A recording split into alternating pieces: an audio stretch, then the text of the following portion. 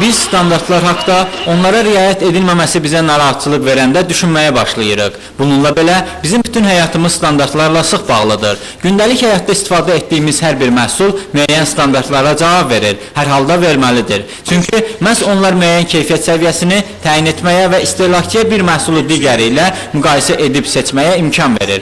Onlar həmçinin alıcının sağlamlığını və ətraf mühitin təmizliyini təmin edir.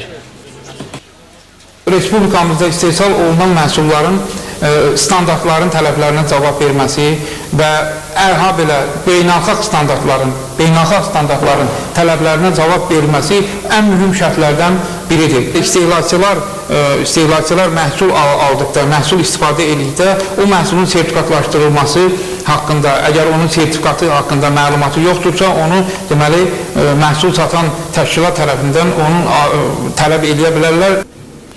Standartlaşma işinin nəzarətçiləri bu sahənin mütəxəssisləridir. Belə kadrlar Azərbaycan Texnologiya Universitetində hazırlanır. 1995-ci ildən burada standartlaşdırma və texnoloji maşınlar fakültəsi fəaliyyət göstərir. Hələ orta məktəblərindən arzum olur ki, standartlaşma və sertifikasiya ixtisasında oxuyum və nəhayət bu arzuma da çatdım. Hal-hazırda Azərbaycan Texnologiya Universitetində həmin ixtisasda təhsil alıram. Standartlaşdırma və sertifikasiya fakültəsində ona görə oxuyuram ki, yararsız malları işlənməsinə imkan verməyim və çalışım ki, layiqli mütəxəssis olum.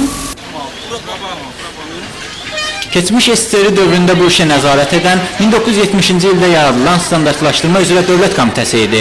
Sovetlər Birliyi dağıldı və bu qurumun fəaliyyəti zəiflədi. Ölkəmiz müstəqilliyini əldə etdikdən sonra 16 aprel 1996-cı il tarixində ölkə prezidenti Heydər Əliyev standartlaşdırma haqqında fərman imzaladı. Respublikamızda bu məqsədlə Azər Dövlət Standartlaşdırma Komitəsi yaradılmışdı. Bu ilin əvvəllərində Azərbaycan Respublikası Metroloji Standartlaşdırma və Patent üzrə Agentliyinin təsis olunması ilə bağlı komitənin fəaliyyəti dayandırılıb. Standartlara riayət edilməsinə dövlət nəzarəti olmazsa, dükanlarda və bazarlarda aldığımız paltaların rəngi çıxacaq, ərzaq məhsulları kimyəvi qatqılarla dolu olacaq, ayaqqabılar 2 həftə geyildikdən sonra cırılacaq və daha nələr baş verəcək. Vüsal Məmmədov, Vaqif İbrahim Xəlil, Xəbər Plus.